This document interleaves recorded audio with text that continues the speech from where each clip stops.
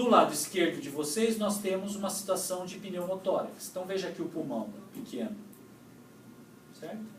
E a caixa torácica, se vocês perceberem, do lado esquerdo, as costelas estão mais horizontalizadas do que do lado direito. Tá? Se olhar numa tomografia, uma ressonância magnética, vocês vão ver que aqui você tem o pulmão e a relação com a caixa torácica, e do lado esquerdo você tem a caixa torácica e o pulmão aqui colabado.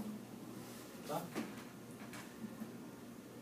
Então vejam, cada um assume a sua posição de repouso como se fosse uma mola. Tá? Bom, então o que nós temos? Nós temos uma pressão intrapleural, como eu comentei, que é a pressão existente no meu espaço pleural. Essa pressão sempre vai ser uma pressão menor do que a pressão atmosférica. Certo? E ela sempre vai ser negativa, porque existe uma relação muito íntima entre caixa torácica e pulmão. Tá? Se a pressão pleural ficar positiva, ou se igualar à pressão atmosférica, significa que teve uma perfuração no meu tórax. Tá? Então vejam, eu posso dividir meu ciclo em inspiração e expiração. A pressão intrapleural, ela vai, durante a inspiração, para valores mais negativos ainda. Certo? E durante a expiração ela aumenta, mas ela continua com valores negativos. Menos 3 centímetros de água a menos do que a pressão atmosférica, que seria zero. Tá? E a pressão alveolar, que é a pressão de dentro do meu pulmão? Se eu estiver na minha CRF, a minha pressão é igual à pressão atmosférica, então é zero. Durante a inspiração, eu aumento o volume, vou diminuir a pressão, eu vou gerar um fluxo inspiratório. Durante a expiração, ela aumenta. Ela fica maior, veja, 1 centímetro de água maior do que a pressão atmosférica. Isso não faz sentido? O fluxo expiratório não tem que ser um fluxo do pulmão para a atmosfera? Então, para eu ter fluxo, eu tenho que ter uma diferença de pressão e uma resistência. Mas se as resistências não estiverem influenciando, a pressão dentro do alvéolo tem que ser maior do que a pressão atmosférica para que eu possa ter um fluxo expiratório. Certo? Ninguém está entendendo mais nada do que eu estou falando.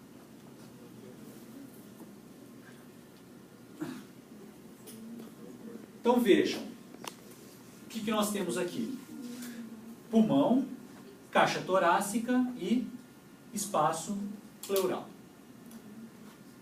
O que os gráficos representam? Pressão intrapulmonar, pressão dentro do meu pulmão, pressão intrapleural, pressão dentro das minhas pleuras, e volume de ar. Se eu estiver na minha CRF, a pressão dentro do alvéolo é igual à pressão atmosférica. Então, zero. Zero. A pressão intrapleural, ela é menor do que a pressão atmosférica, não é?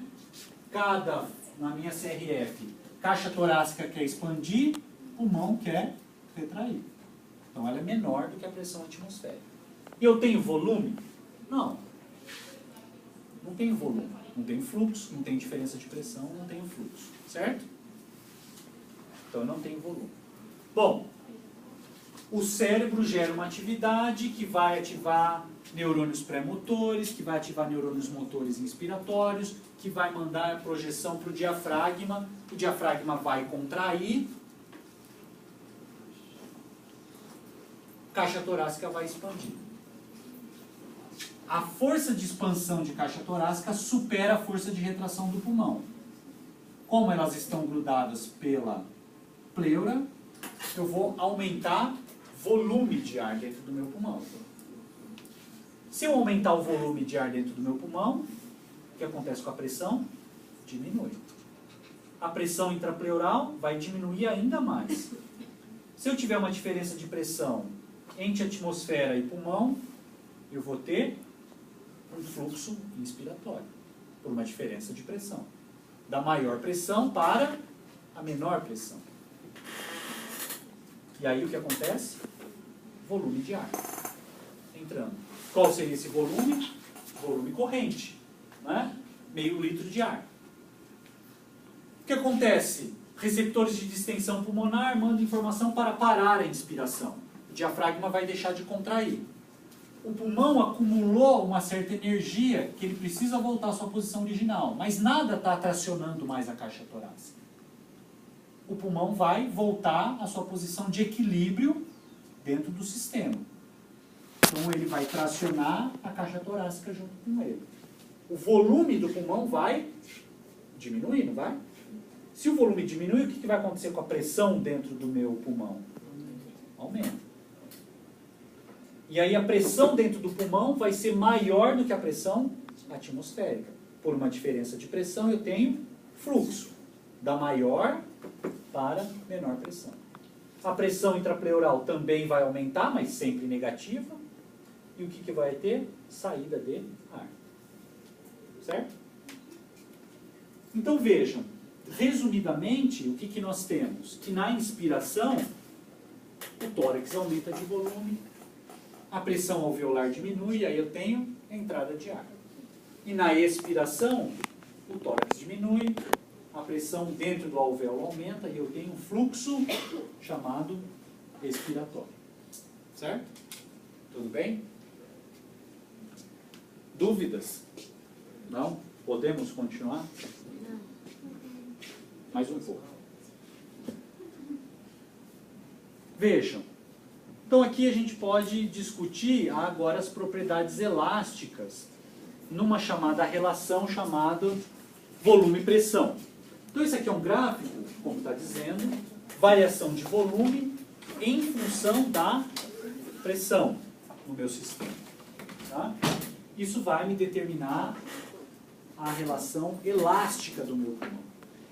E a inclinação dessa minha curva me dá uma propriedade chamada de complacência pulmonar. Então veja, se eu construir uma curva, variação de volume e variação de pressão, essa curva, certo? Vai me dar uma determinada inclinação chamada de complacência pulmonar, que nada mais é que a variação de volume pela variação de pressão. Complacência significa a capacidade do meu sistema elástico de expandir e voltar à sua posição original. Tá? Complacência é o inverso da elastância, que vai me dar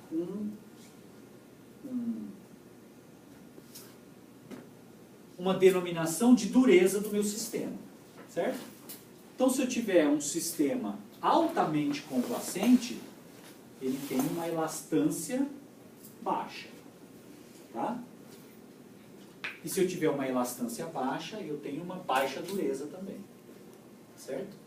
Se eu tiver uma complacência diminuída, eu vou ter uma elastância aumentada e uma maior dureza do meu sistema. Então, um exemplo. Existe um grupo de patologias respiratórias chamado de doenças restritivas. Certo? Tem doenças pulmonares obstrutivas e tem doenças pulmonares restritivas. Restritivas porque elas restringem o fluxo de ar. Um exemplo de doença restritiva é a fibrose pulmonar. Quem trabalha em minas de carvão, fábricas de produção de vidro, de sílica, onde a inalação dessas partículas vai comprometer as estruturas elásticas do meu pulmão, tornando um pulmão mais rígido, pulmão mais duro, certo? Com uma elastância maior e uma menor complacência. Tá? Então, um pulmão rígido é um pulmão com baixa complacência pulmonar. Eu preciso variar muito pressão para obter pequeno volume, certo? Por isso, baixa complacência. Se eu variar muito a minha variação de pressão, eu vou ter uma baixa complacência. Que é diferente de quem tem doença pulmonar obstrutiva crônica. Por exemplo, enfisema. Aí a pessoa tem uma elevada complacência. Numa pequena variação de pressão, ela obtém um volume tremendo dentro do pulmão, de ar, certo? Bom, mas será que isso não é bom? Eu faço menos esforço de variação de pressão, né, que é dado por contração muscular, e aí eu obtenho muito ar. Fisicamente é verdade, não é? Se eu tiver uma boa complacência, eu tenho mais ar dentro do meu pulmão. O problema é que na doença pulmonar obstrutiva, isso envolve enfisema, asma, bronquite, pneumonia. Tem destruição de paredes alveolares em alguns casos, no caso do enfisema. Então, o ar entra muito fácil. Mas como você perde propriedade elástica, o ar não sai, fica aprisionado. Por isso a pessoa é chamada de tórax em barril. Fica com o ar aprisionado. Podem andar na rua e perceber. Se você pega uma pessoa que é muito magra, tem um tórax expandido, certamente ela tem enfisema. Certo? É curvada. Clássico de quem tem enfisema. Fumante crônico, por exemplo.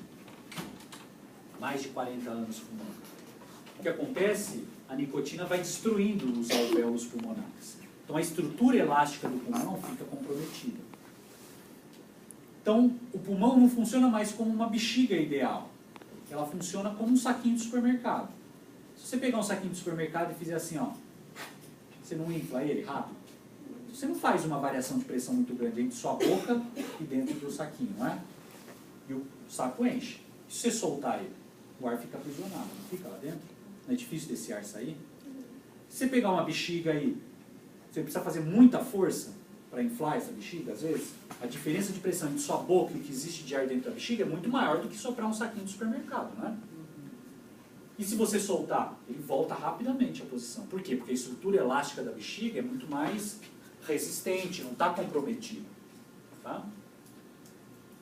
E é assim que, então assim, a complacência no saquinho de supermercado é muito maior do que a complacência na bexiga, fisicamente dizendo, né?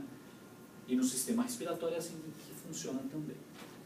Bom, se a complacência pode ser estudada para determinar as propriedades elásticas de um determinado material, nós podemos estudar as propriedades elásticas para o pulmão e para a caixa torácica.